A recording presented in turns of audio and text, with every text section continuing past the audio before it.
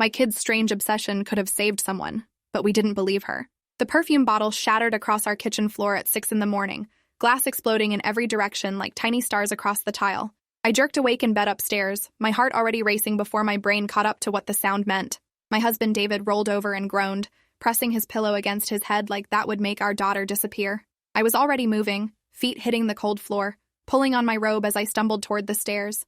The chemical floral smell hit me halfway down, so strong it made my eyes water. When I reached the kitchen, Maya stood in the center of the destruction, my expensive French perfume dripping from her hands, glass crunching under her bare feet. She was 9 years old, wearing her purple nightgown with the unicorns on it, and she looked up at me with those huge brown eyes that always made me feel like I was failing her somehow. "I just wanted to smell it," she whispered, and I could see she was crying, tears making clean tracks down her face. I needed to understand the smell. "Maya, your feet," I said, trying to keep my voice calm even though panic was crawling up my throat. There was blood, little dots of red mixing with the perfume on the white tile. "Don't move, baby. Just stay completely still." I grabbed a kitchen towel and started toward her, but she backed away, crunching more glass under her heels. The sound made my teeth hurt. "Maya, you're going to hurt yourself worse." She shook her head violently, hands coming up, warding me off me, she said, and her voice was rising, getting that panicked edge that meant we were heading toward a meltdown. "You smell wrong this morning. You smell like the medicine cabinet and something else. Something chemical. I can't be near you right now." "Can't." David appeared behind me, his hair sticking up on one side, his face creased from sleep and immediately shifting to frustration when he saw the mess. "Maya, what the hell?" started. I held up my hand to stop him. "Says I smell wrong." Insane that sounded out loud. My daughter was standing in broken glass, using to let me help her. Didn't like how it smelled. This was getting worse. The obsession was getting worse, and I didn't know how to stop it anymore. It started 3 months ago, so gradually I hadn't noticed. Maya had always been sensitive about noise. The pediatrician called it sensory processing. It said it was common in kids on the spectrum. Gave us strategies and told us she'd probably grow out of some of it. This was different. This wasn't about tags and shirts or fluorescent lights. This was about smells. She'd started sniffing everything. Door frames, the mail, her backpack, her little brother's hair. At first it was just weird. Kind of weird too. But then she started refusing to go into certain rooms. Started covering her nose around certain people, started having panic attacks about smells nobody else could detect. "Maya, I'm going to get the broom and sweep up the glass around you," I said, keeping my voice level and calm the way her therapist had taught me. "Then Dad is going to pick you up and carry you to the bathroom so we can clean your feet. You don't have to be near me if you don't want to. Dad can help you." She looked at David, her face scrunching up as she considered this. Then she nodded, just barely, still crying. I got the broom from the pantry and carefully swept a path through the glass, making a clear circle around her. David moved in and lifted her up, and she buried her face against his shoulder, her small body shaking with sobs. "You smell okay," she told him, muffled against his shirt. "You smell normal, not like Mom." I stood there in the destroyed kitchen, holding the broom, watching my husband carry our daughter away. The perfume smell was overwhelming now, making me dizzy. Through the window I could see the sun starting to rise. I couldn't remember the last time I'd felt like I knew what I was doing as a parent. My younger son Liam appeared in the kitchen doorway, 6 years old and clutching his stuffed elephant. "Is Maya being weird again?" he asked, and there was something in his voice that made my heart hurt. Not mockery, just resignation. Like he'd already accepted that his sister was broken somehow, and we all just had to work around it. "She had an accident," I said, which wasn't really true, but I didn't know how else to explain it. "Go get dressed for school, buddy." He disappeared back up the stairs, and I started cleaning up the glass, sweeping it into piles, trying not to cut myself. The perfume had cost $200. A birthday gift from David last year. The bottle had been heavy crystal, beautiful, probably worth more than the perfume itself. Now it was just shards and chemical smell and another thing my daughter had destroyed because her brain told her she needed to. I heard the shower running upstairs. David's voice, low and patient, talking to Maya through the bathroom door. She wouldn't let him in either, apparently. She was in there alone, bleeding, probably making it worse, but at least she was away from the smell that was bothering her. I dumped the glass in the trash and mopped up the perfume, but the smell lingered, soaked into the grout probably. It would be there for days. I started making breakfast on autopilot, cracking eggs into a pan, dropping bread in the toaster. Normal things. Things that made sense. My hands were shaking. The school had called last week.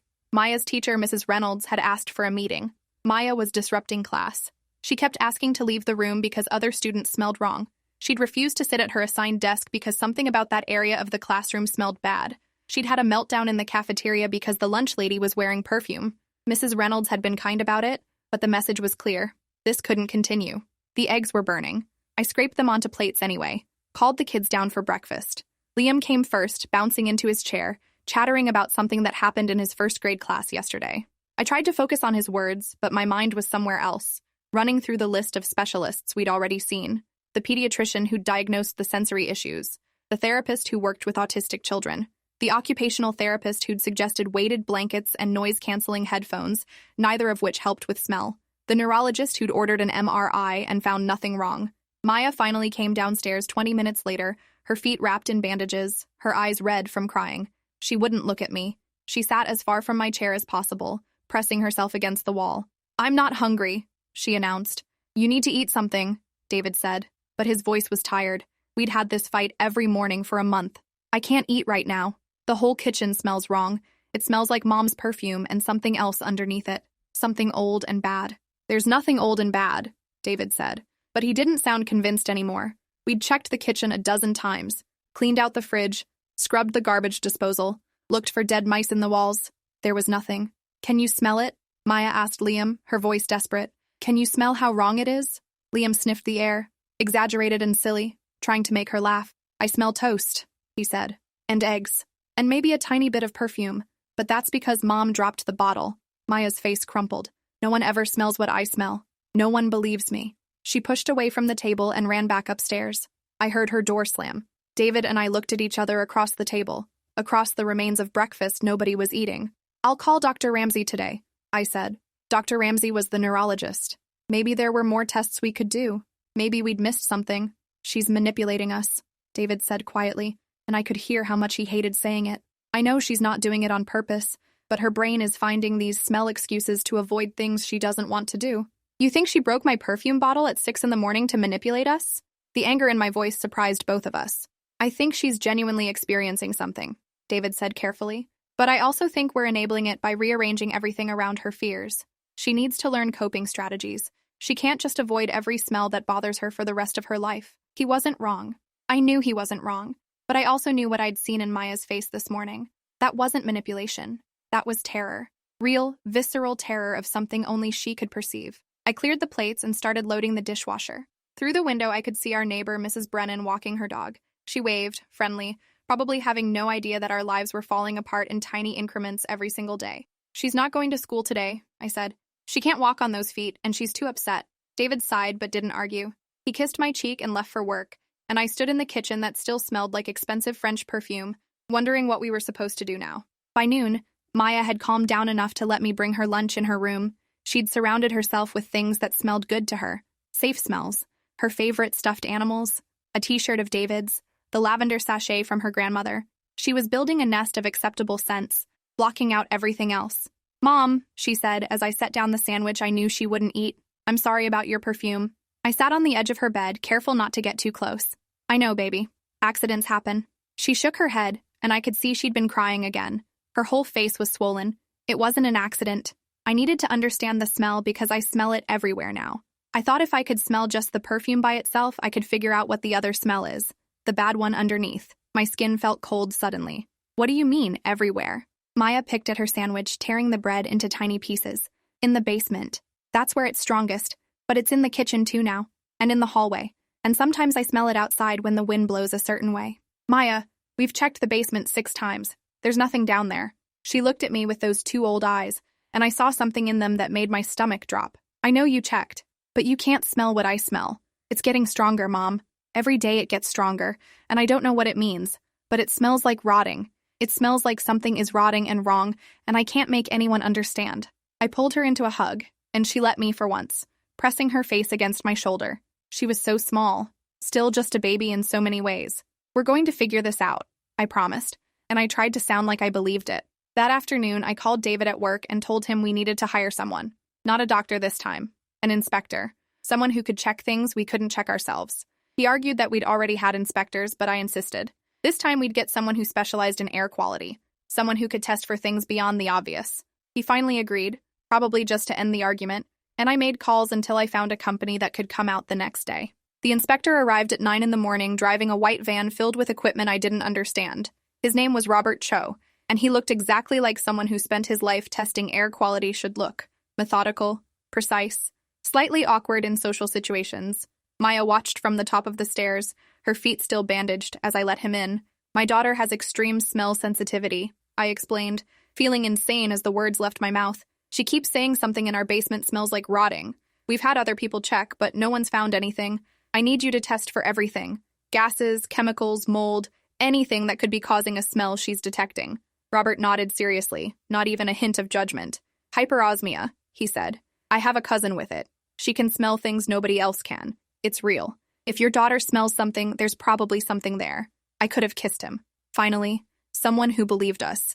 He spent 3 hours in our basement, setting up sensors, taking air samples, checking for gas leaks and mold, and a dozen other things I'd never heard of. Maya stayed upstairs the whole time, refusing to come down even when I asked.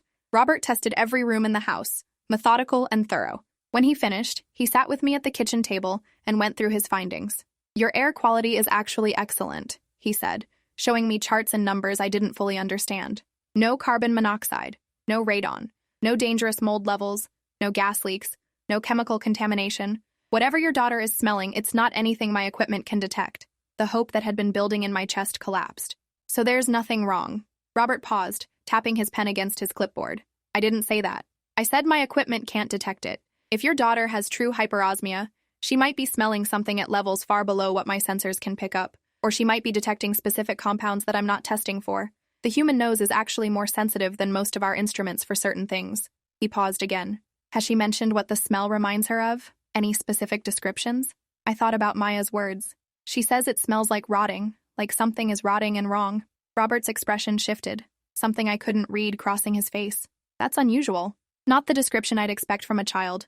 Most kids say things smell bad or stinky or gross. Rotting is a very specific concept. He packed up his equipment and left, taking his charts and his sensors and his validation with him. I sat at the kitchen table for a long time after he was gone, staring at nothing. We were back to square one.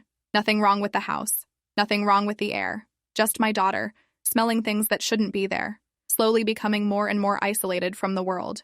That night, Maya refused to sleep in her room. She said the smell was too strong now, said it was coming up through the floor from the basement below. She set up camp in our bedroom, bringing her nest of safe-smelling things with her. David was frustrated but trying to hide it.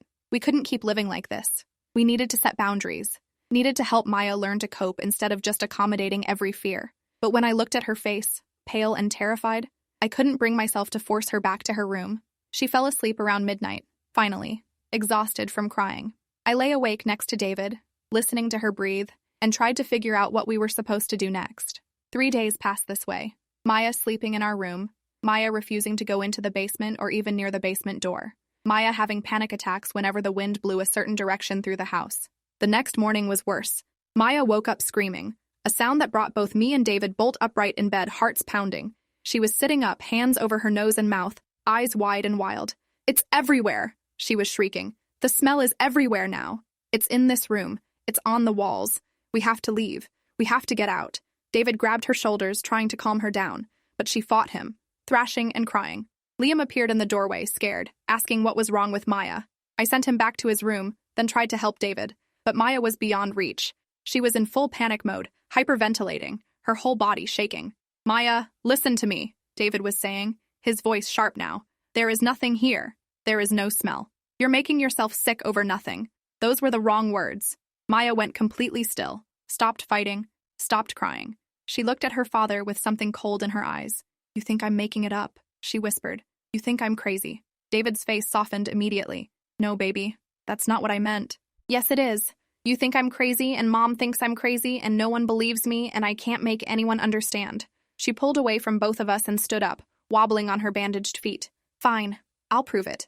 I'll prove there's something wrong. She limped out of our bedroom and down the stairs, moving fast despite the pain she must have been in. We followed her, calling her name, but she was determined. She went straight to the basement door, yanked it open, and started down the stairs.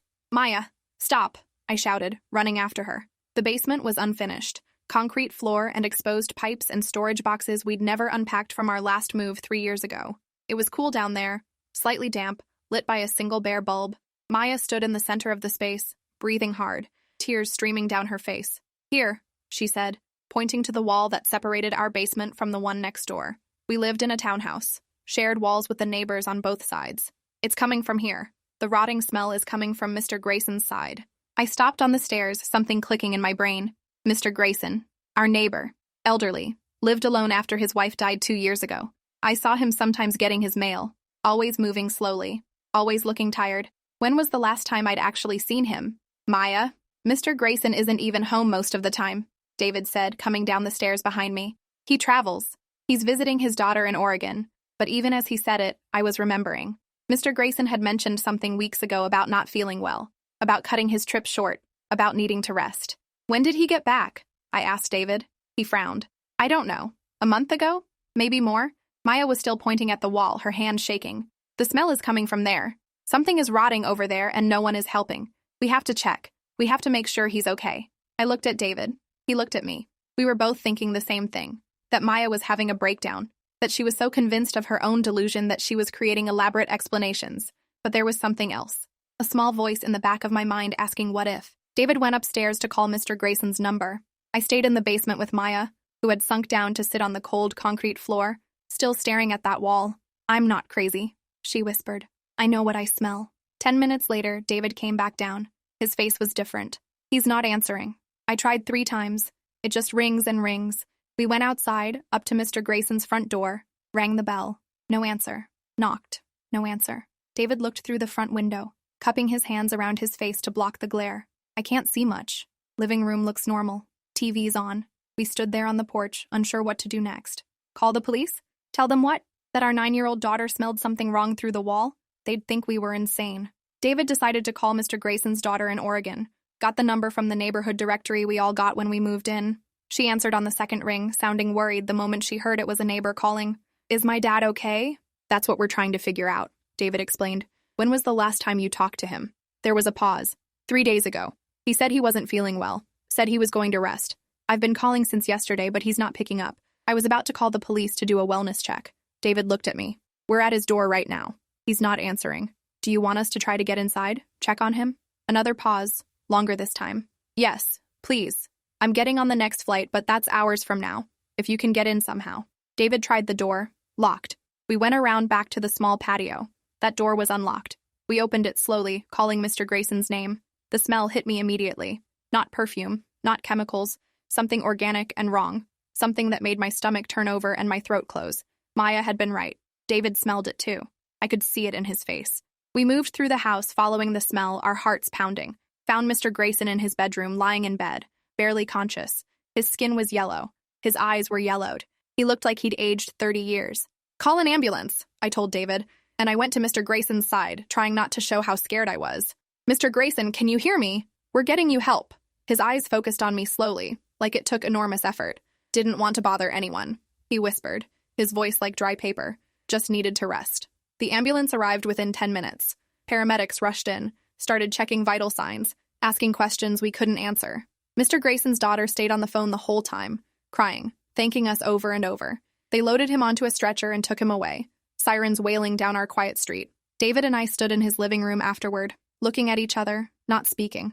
Maya had smelled this, had smelled him deteriorating through the wall, had been trying to tell us for weeks that something was catastrophically wrong, and we dismissed her. The guilt was crushing, a physical weight on my chest that made it hard to breathe.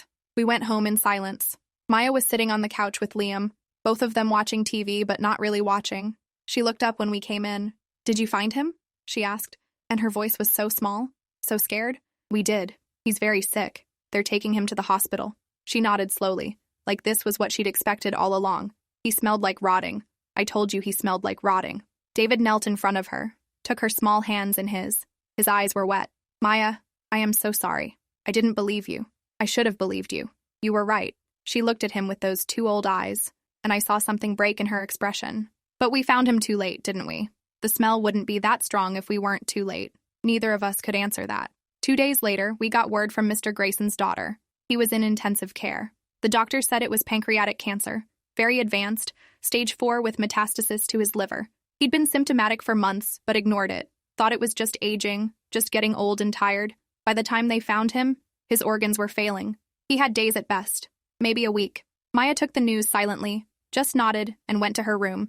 That night, I heard her crying through her closed door, deep, wrenching sobs that shook her whole body. When I tried to go in, she screamed at me to leave her alone. She'd smelled death coming and hadn't been able to stop it. I sat in the hallway outside her room, back against the wall, listening to my daughter break apart, and wondered what we'd done. Mr. Grayson died 5 days later. Maya insisted on going to the funeral, even though we'd barely known him. She stood at the graveside in her black dress, her small hand gripping mine so tight it hurt. And when they lowered the casket into the ground, she whispered, "The rotting smell is gone now." Appreciate you watching this far. If you enjoyed it, drop a like, leave a comment, and subscribe so you won't miss the next story.